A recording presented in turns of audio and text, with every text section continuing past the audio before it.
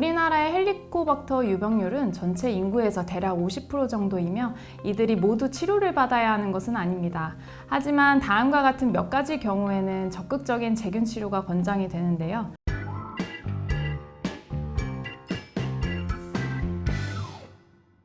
네, 안녕하세요 여러분. 하이다가 아나운서 김지연입니다. 혹시 헬리코박터균이라고 들어본 적 있으신가요? 우리나라 성인 55% 이상이 헬리코박터균에 감염이 되어 있다고 합니다.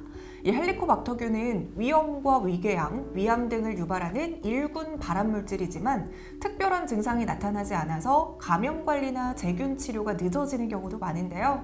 그래서 오늘은 헬리코박터균이 무엇인지, 재균 치료가 왜 중요한지 강지민 원장님과 자세히 알아보겠습니다.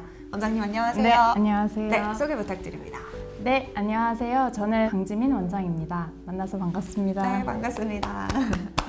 오늘의 주제가 헬리코박터균이잖아요. 이 헬리코박터균 어떤 질환일까요? 헬리코박터균 또는 위나선균은 사람 및 동물 등의 위장에서 특히 위점막과 점액 사이에 기생하는 나선 모양의 세균입니다. 일반적인 세균들은 위액에 포함된 염산으로 유지되는 우리 위 내의 강산성 환경에서 살아가기가 어렵지만 헬리코박터균은 유레이즈라는 효소를 만들어 위산을 중화시키며 살아갈 수 있습니다. 헬리코박터균 감염은 만성 위염이나 아니면 위궤양 등을 유발할 수 있고 장기적으로는 위선종이나 위암, 위 림프종 등을 야기할 수도 있습니다. 그래서 WHO 세계보건기구에 의해 1급 발암인자로 지정되기도 하였습니다. 이분은 관련 연구로 노벨상을 수상한 호주의 베리 마셜 박사인데 국내의 모 요구르트 광고에 직접 출연도 하셨기 때문에 낯이 익을 수도 있을 것 같습니다.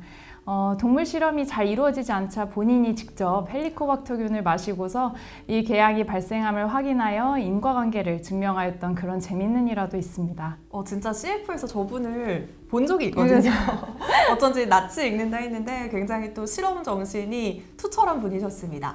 자, 그렇다면 헬리코박터균은 어떻게 예방할 수가 있을까요? 현재까지도 헬리코박터균의 감염 경로가 완벽하게 규명되지는 않았지만 주로 침을 통해 사람 대 사람으로 전파되는 것으로 알려져 있습니다. 그중 가족 내 감염에 의해 흔히 발생한다고 생각되고 있습니다. 그 외에도 대변으로 배출된 균이 식수나 식재료를 오염시켜서 전파될 가능성도 있습니다. 그래서 헬리코박터균에 대한 백신이 현재 개발된 게 없기 때문에 감염 예방이 중요하고 위생관리를 철저히 하는 것이 좋습니다. 예를 들어서 용변을 본 후에 손 위생을 신경 쓰거나 회식 장소에서도 술잔을 돌리지 않는 것 등이 있겠죠. 그다음에 가족끼리 식사할 때도 되도록이면 개인 식기를 사용하고 음식을 개인 그릇에 나누어 먹는 것이 좋겠습니다. 특히 어렸을 때는 면역력이 약하여 감염에 취약하기 때문에 입에 닿은 식기로 자녀에게 그대로 먹여주는 행위는 삼가하시는 것이 좋겠습니다.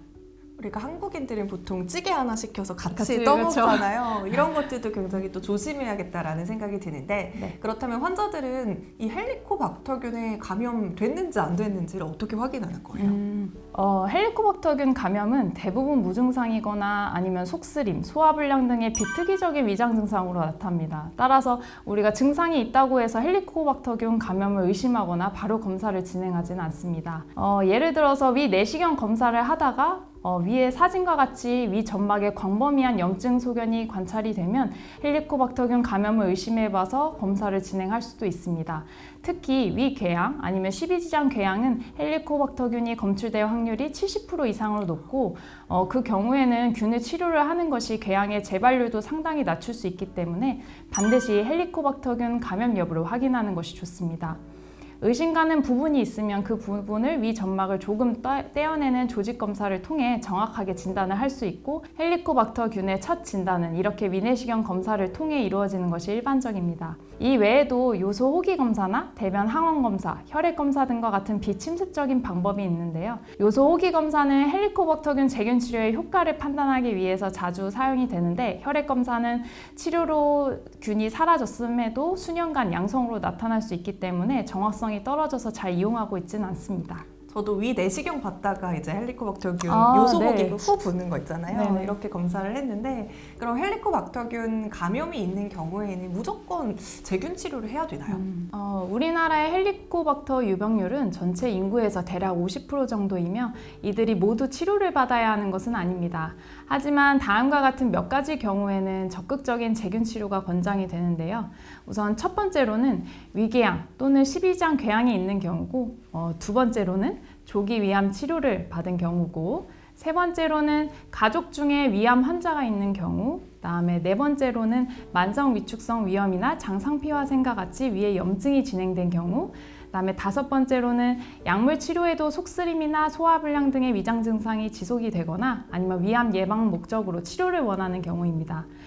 위의 경우들은 헬리코박터균의 감염이 위궤양, 위암 등의 발생 위험과 재발률을 높이기 때문에 적극적인 제균 치료를 권장합니다. 그래서 만약 위염이나 위궤양이 있거나 아니면 위암 가족력 등이 해당 사항이 있다면 감염 여부를 검사하고 필요하면 약물 치료를 하는 것이 중요합니다. 반대로 고령이거나 기저질환이 많은 환자들의 경우에는 제균 치료에서 사용하는 항생제의 부작용을 고려를 해야 하기 때문에 평소 복용하는 다른 약들과의 상호작용이 있을 수 있기 때문에 의료진 상담을 통해 치료 여부를 결정을 해야 합니다.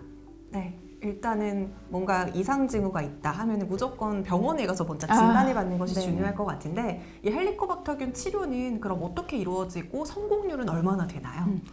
헬리코박터균은 항생제의 내성을 가지는 경우가 많아 보통 두 가지 항생제를 함께 사용합니다. 또한 헬리코박터균은 강산성 환경에서 적응을 하였기 때문에 위내 산도를 낮추는 것이 치료에 도움이 됩니다. 따라서 두 가지 항생제와 위산억제제 총 3가지 약물을 총 7일에서 14일간 복용하는 방식으로 치료를 하게 됩니다. 이러한 1차 제균 치료의 성공률은 대략 70에서 90% 수준입니다. 그래도 90%까지 있다니 좀 다행인 것 같은데요. 네. 그럼 헬리코박터균 치료에 도움이 되는 식이요법이나 생활 습관도 있을까요? 마늘이나 유산균의 섭취가 헬리코박터균을 억제한다는 연구 결과가 있었으나 상반되는 연구도 있기 때문에 아직 확실한 결론이 나지는 않았습니다. 가장 중요한 것은 규칙적인 식사와 함께 치료약을 빼먹지 말고 잘 복용하는 것입니다. 또한 과식이나 야식, 그다음에 자극적인 음식, 그다음에 술과 담배를 줄이고 스트레스를 관리하는 것도 도움이 되겠습니다. 야식, 음식 좀 자극적인 거 줄이고 다 아는 건데 네. 사실 조금 쉽지 어렵긴 않죠. 하잖아요. 네. 그래도 다시 한번 마음을 잡아봅니다. 자, 그럼 헬리코박터균 치료 후에 이게 효과가 있는지 진짜 다 치료가 끝난 건지 이건 어떻게 확인을 하는지도 궁금하고 제균 치료를 하고 나서 다시 감염될 일은 없는지도 궁금합니다. 치료 종료의 기준 4주 후에 제균 여부 확인을 위해 검사를 진행하게 됩니다.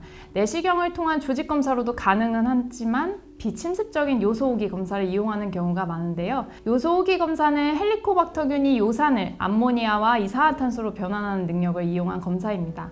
검사 4시간 전부터 금식을 하고 호흡을 통해 검사를 진행하게 되고 간단하면서 정확하고 재현성이 높은 검사입니다. 이 검사를 하고 이제 1차 치료 균이 남아있다라는 것으로 판정이 된다면 다른 항생제를 이용한 2차, 3차 치료까지 진행이 될 수도 있습니다. 다시 말씀드리지만 좋은 치료 결과를 얻기 위해서는 1차 치료 때 빼먹지 말고 약을 성실히 복용하는 것이 필요합니다. 또한 치료가 성공적이었어도 시간이 지나면서 다시 감염될 수도 있습니다. 재감염률은 연간 2에서 3% 정도로 낮은 편이지만 치료 종료 후에도 계속 위생적인 환경과 그다음 식습관을 유지하는 것이 좋겠습니다. 네, 오늘 원장님 말씀 덕분에 헬리코박터균에 대한 이해가 쏙쏙 되는 것 같은데요. 그럼 오늘의 내용의 포인트를 정리해 주신다면 어떻게 볼 수가 있을까요? 헬리코박터균은 우리나라에서 흔한 감염균이며 그다음에 위궤양에서 위암까지 다양한 합병증 등을 일으킬 수 있어 적절한 진단과 치료가 중요합니다. 특히 고위험군 환자에서는 적극적인 제균 치료를 고려해야 하고 감염 예방을 위한 위생 관리도 필수적입니다. 그래서 정기적인 위내시경 검사와 담당 의사와의 상담을 통해 본인의 건강 상태를 점검하는 것이 가장 좋은 관리 방법입니다. 네, 이렇게 오늘은 강지민 원장님과 함께 헬리코박터균에 대한 자세한 이야기 들어봤습니다. 헬리코박터균은 위 건강을 위협하는 주요 요인이지만 원장님 말씀처럼 조기 발견과 치료를 통해서 극복할 수 있는 만큼 정기적인 검진과 건강한 생활 습관으로 위 건강을 지켜가시기 바랍니다. 그럼 오늘 영상은 여기서 마무리하겠습니다. 원장님 오늘 말씀 감사합니다. 네, 감사합니다.